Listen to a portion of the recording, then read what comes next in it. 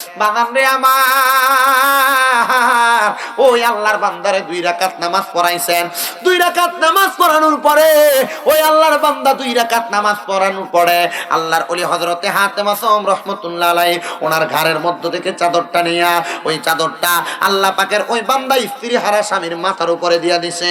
বলে বাবা তুমি এবার আমার সাথে পড়ো, আউযু বিল্লাহি মিনাশ শাইতানির রাজিম, বিসমিল্লাহির রহমানির রহিম, আলহামদুলিল্লাহি রাব্বিল আলামিন, আর রহমানির রহিম, মালিকি ইয়াউমিদ্দিন, ইয়াকা না'বুদু ওয়া ইয়াকা নাস্তাঈন, ইহদিনাস সিরাতাল মুস্তাকিম, সিরাতাল লাযীনা আন'আমতা আলাইহিম গায়রিল মাগদুবি আলাইহিম ওয়ালাদ-দাল্লিন।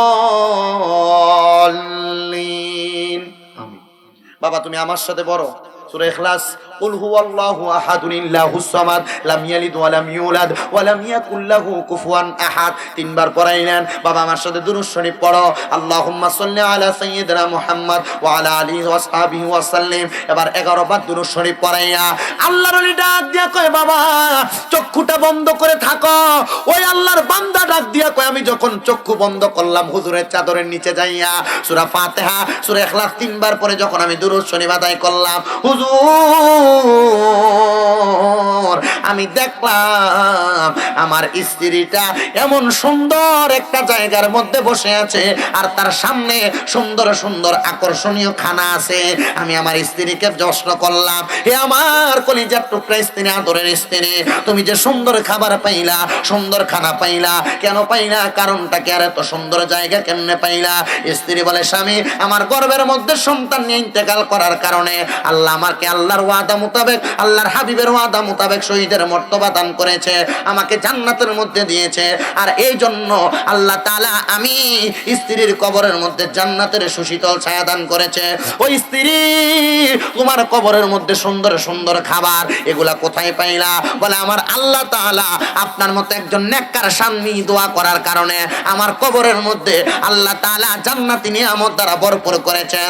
এজন্য ও আমার কোরিয়া এলাকার মা বোনেরা, চান্দিনা এবং বরুড়া আশেপাশে এলাকার মা বোনেরা, সোশ্যাল মিডিয়ার মাধ্যমে দেখতেছেন শুনতেছেন মা বোনেরা, স্বামীর সঙ্গে খারাপ ব্যবহার করবেন না।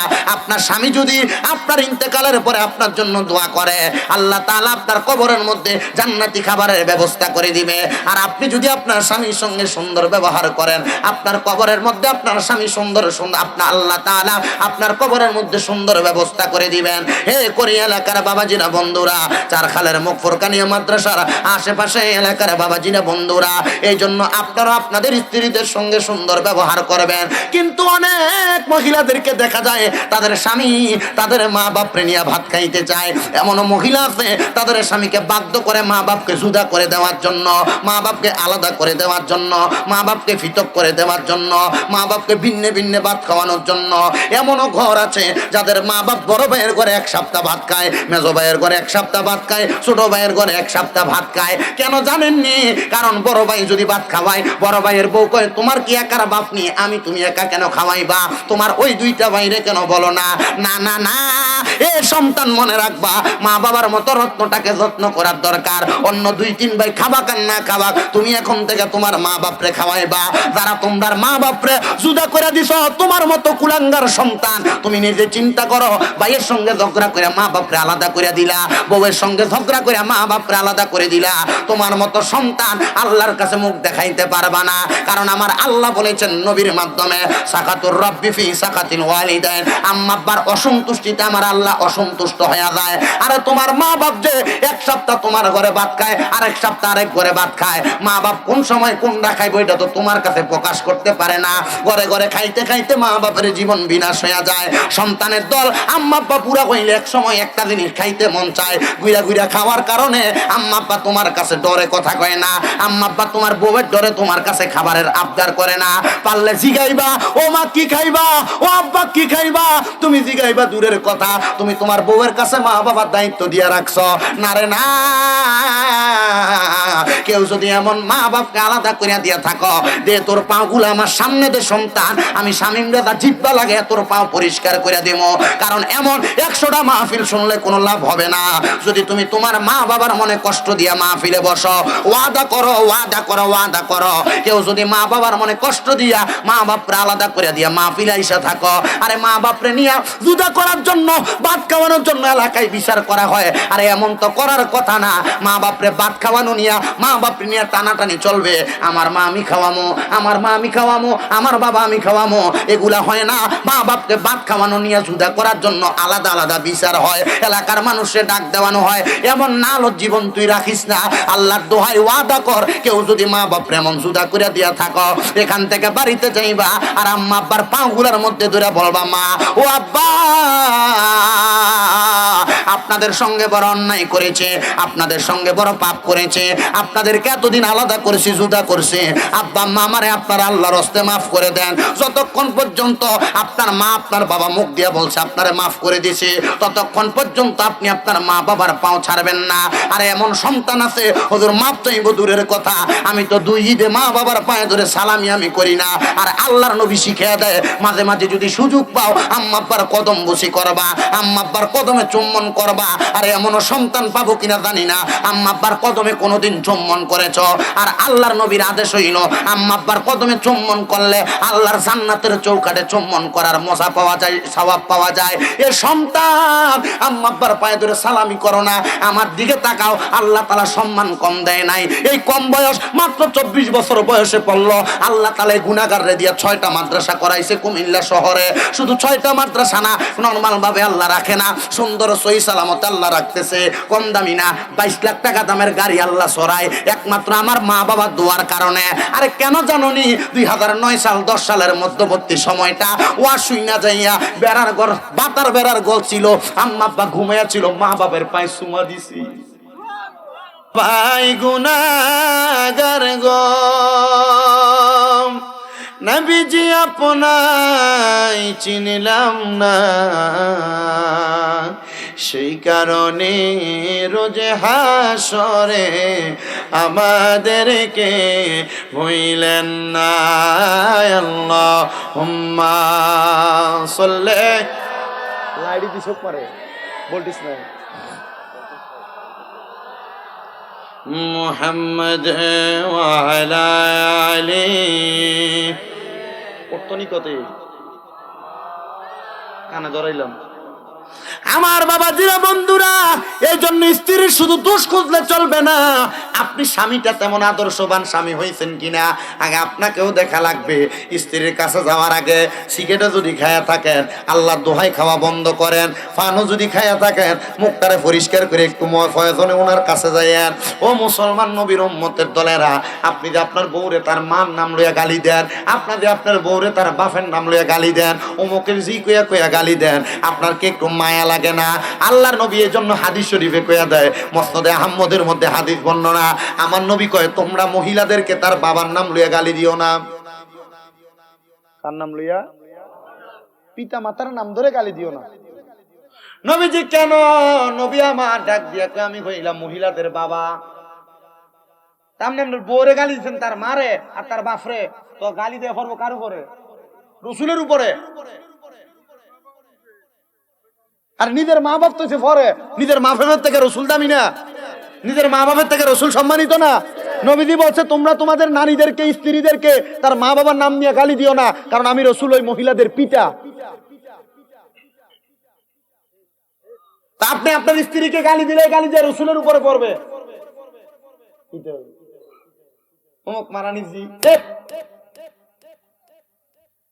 এতদিন কারে গাইলেছেন? কার গায়ে আপনার গালিটা পড়ছে?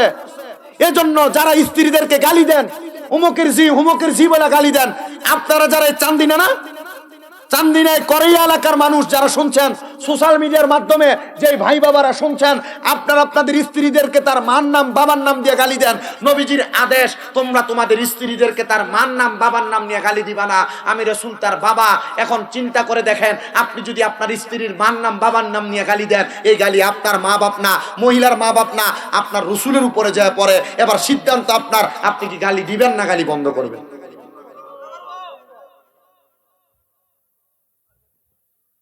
আজকে মাপ চাইলেবেন, বলে মা গো এতদিন গাইলেছি ভুলে গেছে। জাগা মতো আইছে, মা কোন যাইবো, মার মতো এমন শব্দ তো ব্যবহার করা যাইতো না। সাবধান, এই জিনিসও চিন্তা করেন। আমরা নুরুল আনোয়ারের ভিতরে মাসালাটার সমাধান দিচ্ছি আমরা খুঁজুন। মায়ের একটা তিলের মতো এই তুলনা করার স্ত্রীকে নিষেধ, যে তোমার এই জায়গাটা আমার মায়ের মতো, এটাও বলা যাবে না। যদি কখনো মুখ খারাপ করে থাকেন, স্ত্রীকে গালি দিয়ে থাকেন, সুন্দর একটা ভাষা আছে না, বলে মোটামুটি অমুকের মা গালি দো বহুত দিয়া লাইছি, আজগা আর দিতাম না, নিয়ত করছি আজকে শামিম রেজা কইয়া গেছে আগের টি মাফ করুন যাইবনি। আচ্ছা এমনি দিনে টিনে কইলে মাফ করবো মন হয়নি, আগের থেকে এতারা কিন্তু আমার ফোন দিয়ে বিচার দে, এতারা কিন্তু মাঝে মাঝে যাই যায় আমার মসজিদের কাছে মাদ্রাসায় যায়, দেখ কইয়া হুজুর ওয়াজ যে কইরেছেন, হুজুর কাম হইতে, আর ওয়াজ না হইলেও কয় হুজুর কাম হইছে না। সরাফতির এক ফুল আরে মা বাবার ওয়াজ করে দিয়েছে, কয় বেটা কো মুগুজির বেটাটা কইও আইছে না বেটা থাক, এই মুগুজির এক লোক আছে সরাফতি ওয়াজ করে দিয়েছে বড়রা, বলছি মা বাবার ফায় ধরে মাপ চাইবি। এই ফুট তার বউর কথা শুনে তার বউরে নিয়ে তার শ্বশুর বাড়িতে রাখছে। এই মহিলা আমার কাছে ফোন দিয়ে শুধু কান্দে, হুজুর আমার ফুতের কামাই লাগতো না, আমার ফুতরা আমার ফোর সামনে থাকবো, তার বাড়ি আছে, তার সব আছে, তে তার হোর বাজ্যা থায়। আমি ওয়াজ করে দিয়ে তাহনের পরে এদিন রাতকে যেতে তার মার ফায় ধরে ধরে কাঁদছে। পরের দিন বউ আনছে, বউ কইছে আইতো না, কইছে তুই যদি না আইস তুই তোর বাপের বাড়ি থাকবি, আমি তোর রাখতে চাই না। ও হুজুর এ ওয়াজ শোনার পরে আমার ছেলে আমার বাড়িতে আসছে। আমি মনে করি আমার ওয়াজ এটাই সফলতা। আর আজকের এত টাকা খরচ করে মাহফিল করানো, আমার এই ওয়াজের সফলতা হবে তখন যখন আপনি আপনার বউয়ের সাথে, আপনার বউ আপনার সাথে ভালো আচরণ করবে, যখন এই এলাকার মহিলারা ব্যাপারটা ঘুরবে না, গায়ে হলুদের নাম দিয়া গান বাজনার মধ্যে বেহায়াপনা করবে না, গায়ে হলুদের নাম দিয়া দেবরের লোকে নাচবে না, তখনই হবে আমার ওয়াজের সফলতা। আর নচেত এমন লাখ টাকা খরচ করে মাহফিল করার কোনো দাম নাই, পানিবাতের মতো ওয়াজ। কে জানে মা বোন আজকে শোনেনি ওয়াজ, তারা শোনে কিনা তারা জানে। মা আপনার পায়ে ধরে বলি, আমি শামিম রেজা আপনার পায়ে ধরে বলি, আল্লাহ আমাদেরকে বোঝার তৌফিক দান করুন।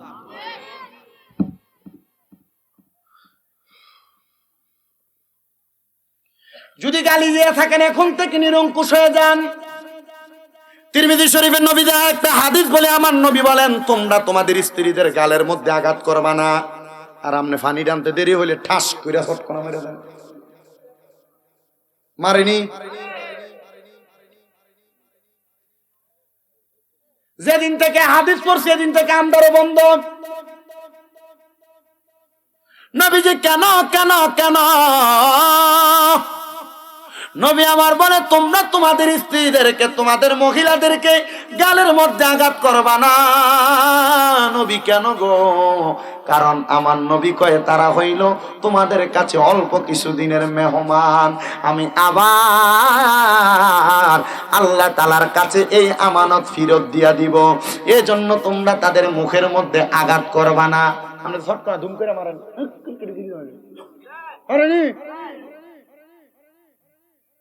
বেটির খাসালতে খা, ওই আমনে আচরণটা যদি ভালো করতেন বেটির খাসলত খারাপ হইতো কেন? আগে নিজেরটা চাইতে হবো, নিজে ভালো হওয়ার পরে না যদি দেখে, না যদি আপনার কথা শোনে তখন না তার দিকে এ আপনার বোন আইও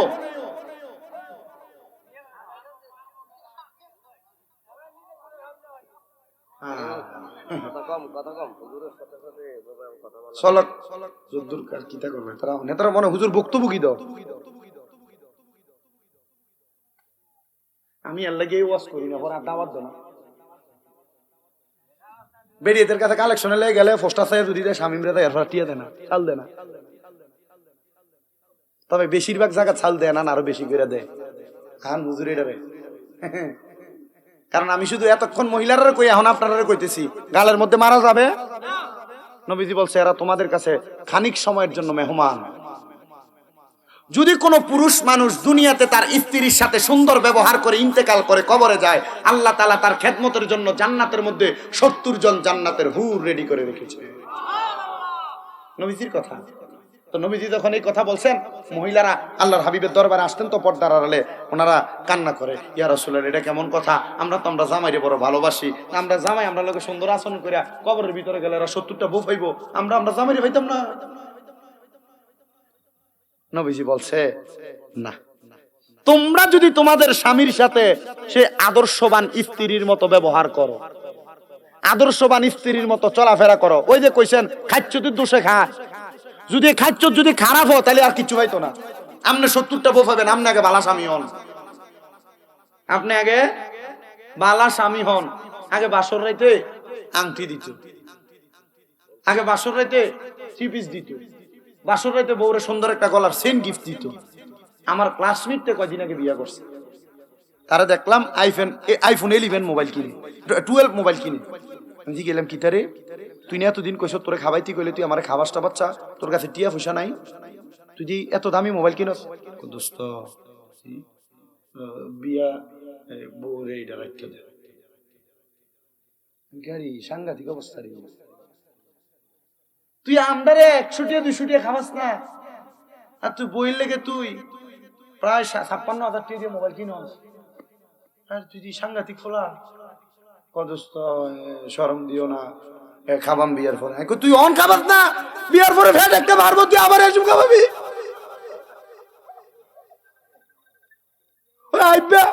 দেখে যাও ফকেটে করে বুট টুটলে আমার লোকে তাইলে অন কিচ্ছু না, বিয়ে করে লেছে শেষ, বান্ধা হয়ে গেছে। খাওয়াই না বেশি, খামাইও বাড়ছে, বিয়ার পরে কামাই বাড়ছে। আগে আইটাই তো গাড়ি লিয়ে খালিয়ে থাকলো রাস্তা, তখন হুন্ডো কিনছে। কথা কয় না, বিয়া করলে বরকত বাড়ে, কি বাড়ে ওই কথা কয় না দি।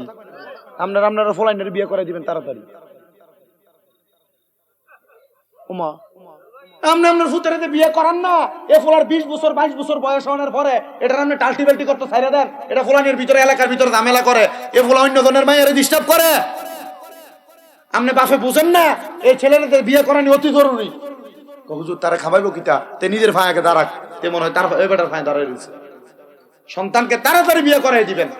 যদি এই ফোলা ফেম করি নয়, বিয়ে করানোর পরে সিদ্ধান্ত নিবেন যে মাইয়ার বাপের ভাই আরো 2-3 বছর থাকবো, এরপরে ইনশাল্লাহ আমরা ফোলা কামাইরি 2 জন করবো, তখন তুললেন বলে হুজুর বেকার ফোলার কাছে কে বিয়ে দিব, বেকার ফোলার কাছে বিয়ে দিব কে, এটাতে তালাশ করেন। কারণ আপনি তো বেকার ফোলার কাছে বিয়ে লেগে যান 5 তলা বিল্ডিং এর মালিকের কাছে, আপনি যাবেন এলাকার গরিব শ্রেণীর মানুষ, রিস্কার ড্রাইভার, কৃষক, অমুকের মেয়ে বিয়ে করে আনবেন, এটি সলিড থাকবো।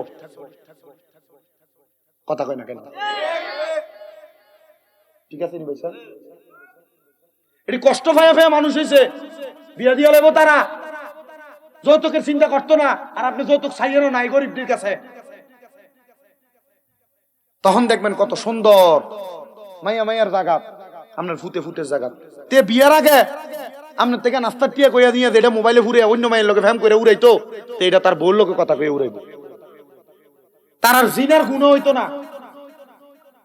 কেমন দি কথা বলেন না কেন? ফুটের বয়সটা 22 ফারনের আগে বিয়ে করাই দিয়ে।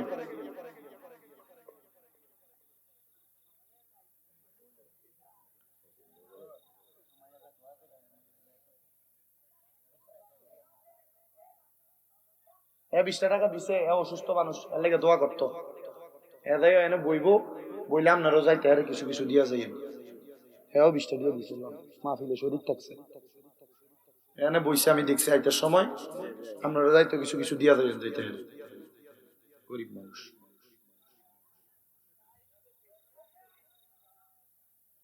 তাইলে মোটামুটি সন্তানদের ব্যাপারে সিদ্ধান্তটা এমন হবে তো, ইসলাম এটা বলে আপনি নিজের পায়ে দাঁড়ানোর চিন্তা করিয়া ফলারে বিয়া দেন না। আপনি যান পয়সাওয়ালা মানুষ, আপনি পয়সাওয়ালার লোকে কারবার করতেন, তখন ঝামেলা লাগলে মাইয়া নিজের মোড়া মিনিয়ে থাকে। কথা কি বুঝতে পারতেছেন আপনারা? যদি বুঝেন আপনারা এগুলোর উপরে একটু কাজটা চালায়েন, আল্লাহ আমাদের সবাইকে সংসার সুন্দর সুশীতল করার তৌফিক দান করুন। জোরে পড়েন আমিন, আর মুহাব্বতের আওয়াজে পড়েন আমিন। সবাই জবান খুলে আরেকবার দরুদ শরীফ পড়েন, আল্লাহুম্মা সাল্লি লানা মুহাম্মাদ ওয়া আলা না আধা ঘন্টা আছে 11টা আমার মুসলমান ইমানদারের দলেরা রে, ও নবীর উম্মতের দলেরা, ও মহিলারা, আল্লাহর নবী রহমতের নবী আমার জানিয়া দে উম্মতের দলেরা, দুনিয়ার জমিনের মধ্যে আমার আল্লাহ তাআলার যেই বান্দিরা স্বামীর সঙ্গে সুন্দর ব্যবহার করবে, যেই বান্দিরা স্বামীর সঙ্গে সদাচরণ করবে, ওই স্বামীকে আমার আল্লাহ তাআলা 70 জন জান্নাতের হুর দিয়া খেদমত করাইবে। মহিলারা কান্না করে, ইয়া রাসূলুল্লাহ, ইয়া হাবিবাল্লাহ, নবী গো, আপনি নবীর কাছে জানতে চাই। আপনি নবী বলে, আমরা স্বামীকে এত ভালোবাসি, মোহাব্বত করি, আমরা কি ওই স্বামীকে পাবো না?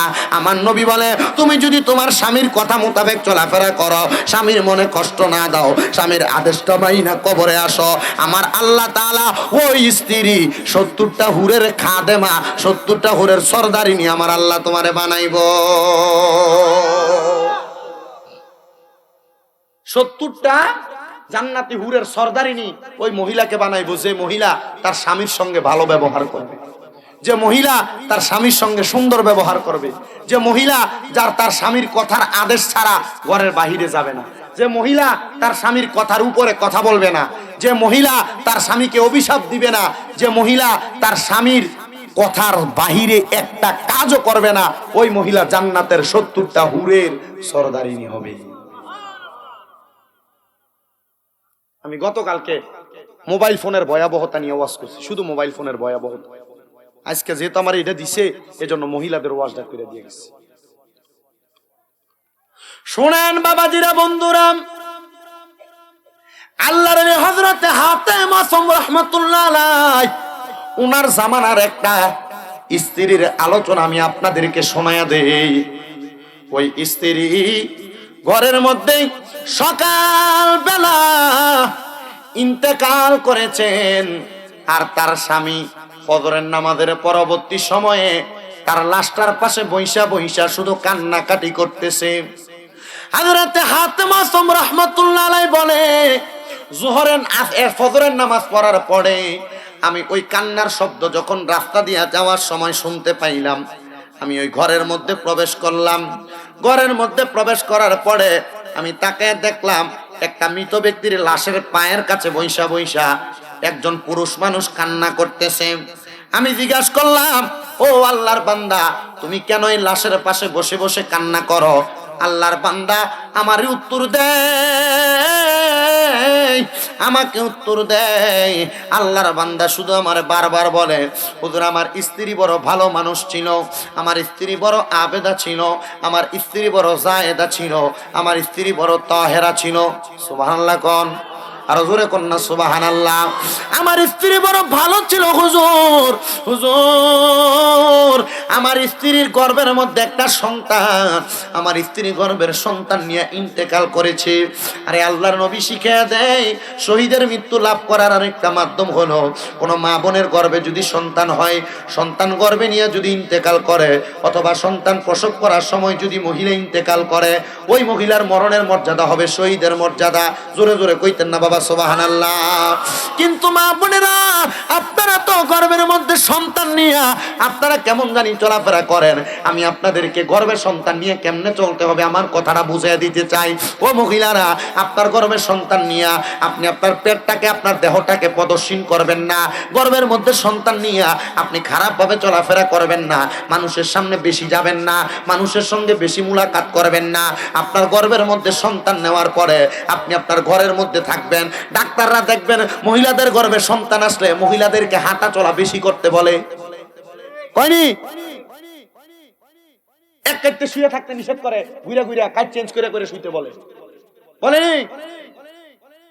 মা বোনেরা, গর্ভে সন্তান আসার পর থেকে আগে যদি নামাজ পড়তেন 5 ওয়াক্ত, তখন ইবাদতের মাত্রা বাড়াইয়া দিবেন।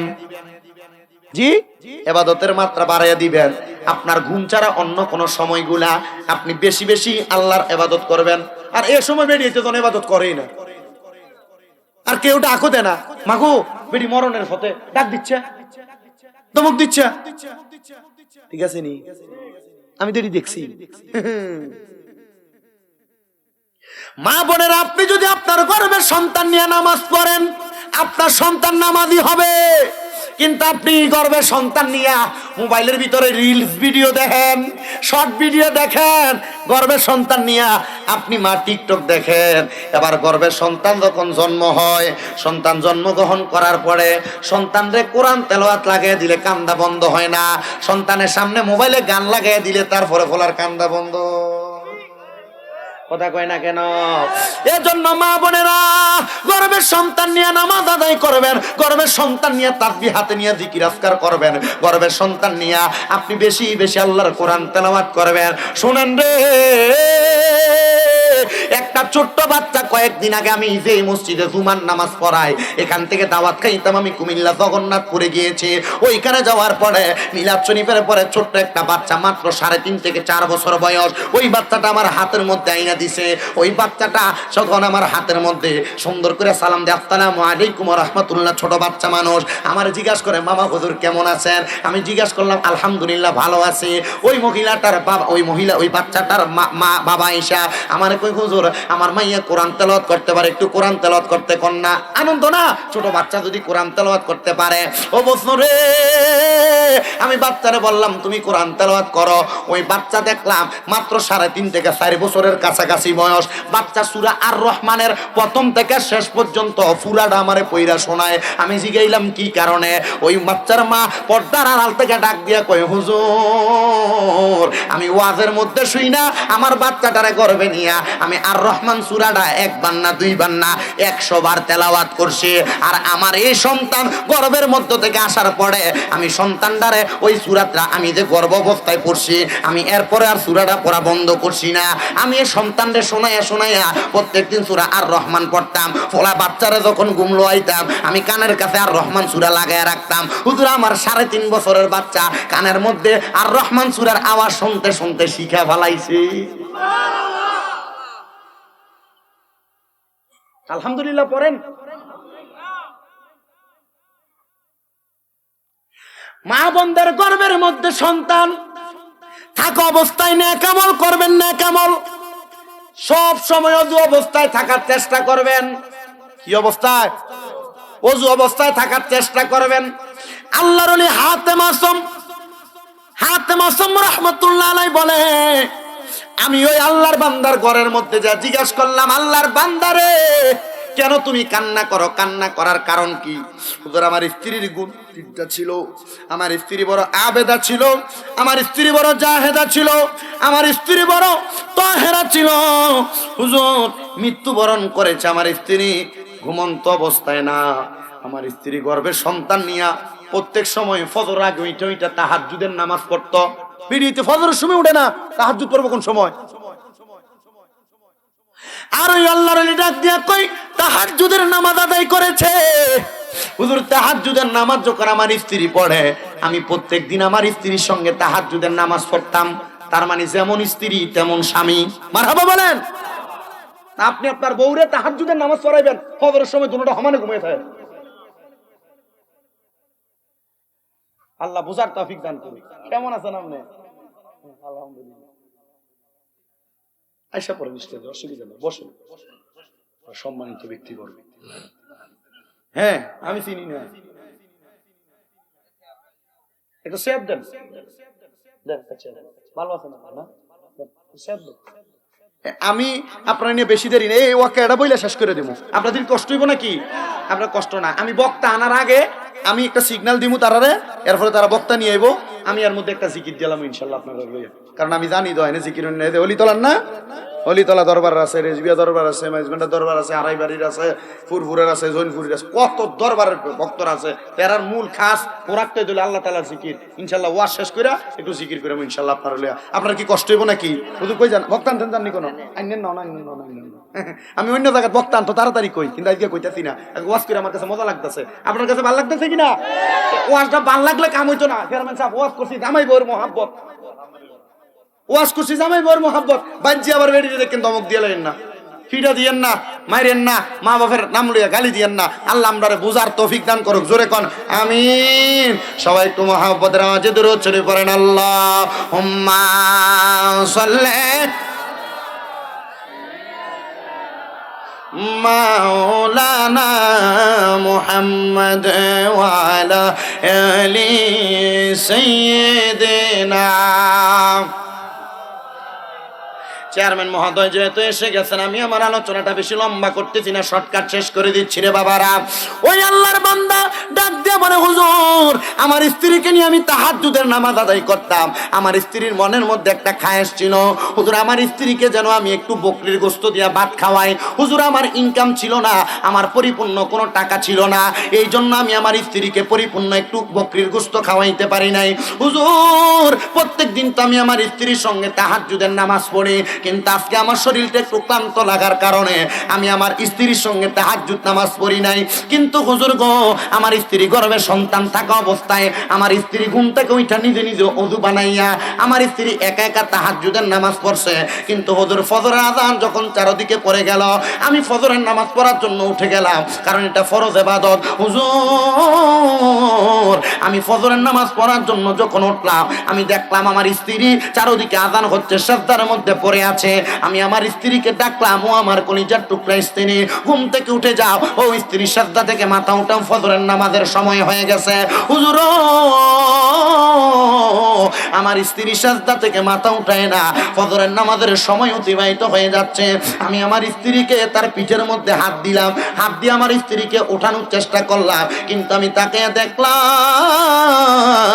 আমি যখন আমার স্ত্রীর পিঠের মধ্যে হাতটা দিলাম, আমার স্ত্রী একদিকে কাইট হইয়া পড়ে গেছে। হুজুর আমি আমার স্ত্রীর নাকের মধ্যে হাত দিলাম, আমার স্ত্রীর মুখের মধ্যে হাত দিলাম, দেওয়ার পরে দেখলাম গো আমার স্ত্রী কোনো কথা বলে না, আমার স্ত্রীর জবান দ্বারা কোনো আওয়াজ আসে না, নাক দ্বারা কোনো নিঃশ্বাস আসে যায় না। আমি হুজুর বুঝতে পারলাম আমার স্ত্রী ইন্তেকাল করেছে। এ পাগলা রে, তাহলে কান্দ কেন? কান্না করার কারণ জানতে চাই।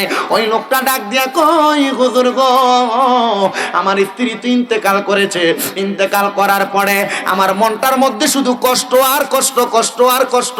আমার স্ত্রী ইন্তেকাল করেছে, গতকালকে সারাদিন আমি কর্ম করেছি, ব্যস্ত থেকেছি, আমার শরীর দুর্বল হওয়ার কারণে আজকে একসাথে তাহাজ্জুদের নামাজ পড়তে পারি নাই।